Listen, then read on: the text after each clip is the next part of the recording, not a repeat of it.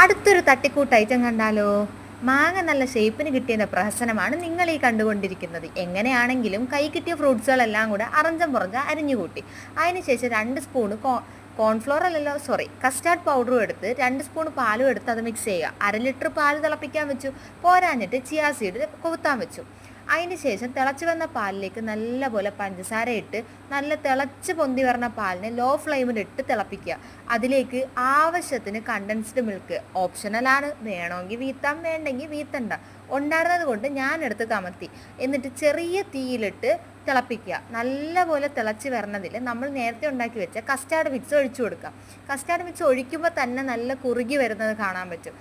നമുക്ക് എത്രത്തോളം കുറുകി എടുക്കണമെന്ന് വെച്ചാൽ അതിനനുസരിച്ച് നമുക്ക് കസ്റ്റാർഡ് പൗഡർ ആഡ് ചെയ്യാവുന്നതാണ്. പക്ഷെ ഞങ്ങൾക്ക് ഈ ഒരു ലൂസ് കൺസിസ്റ്റൻസി മതിയായതുകൊണ്ട് ഞാൻ കുറച്ചേ ആഡ് ചെയ്തിട്ടുള്ളൂ. അതിനുശേഷം ഇതൊന്ന് തണുക്കാൻ വയ്ക്കാം. ചൂടാറിയതിന് ശേഷം നമ്മൾ എടുത്ത് വെച്ച ഫ്രൂട്ട്സിലേക്ക് ഇതങ്ങ് ഒഴിച്ചു കൊടുക്കുക. അതിനുശേഷം ഒന്ന് നല്ലപോലെ മിക്സ് ചെയ്തെടുത്ത് ഫ്രീസറിലൊന്ന് വെച്ച് സെറ്റാക്കി കഴിഞ്ഞാൽ എൻ്റെ മോനെ സെറ്റ് സാധനം. അപ്പം ഞാനിത് സെറ്റാക്കി എടുത്തിട്ടുണ്ട്. ഫ്രീസറിൽ വെച്ച് നോമ്പ് തുറക്കൊക്കെ ഒരു അടിപൊളി കിണ്ണം കാച്ചി ഐറ്റമാണ് കേട്ടോ.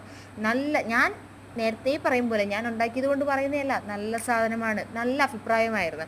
പിന്നെ ഇത് ഗ്ലാസ്സിലൊഴിച്ച് നോമ്പ് തുറക്കാനായിട്ട് വെച്ച് പോരാനായിട്ട് നല്ല കുഴിമന്തിയൊക്കെ ഉണ്ടായിരുന്നേ.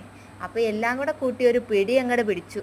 അപ്പോൾ ഇന്നത്തേക്ക് ഇത്രയേ ഉള്ളൂ. Tata bye bye, see you. Channel ആദ്യമായിട്ട് കാണുന്നവരാണെങ്കിൽ സബ്സ്ക്രൈബ് ചെയ്ത് സപ്പോർട്ട് ചെയ്യുക. Thank you. Tata bye bye, see U.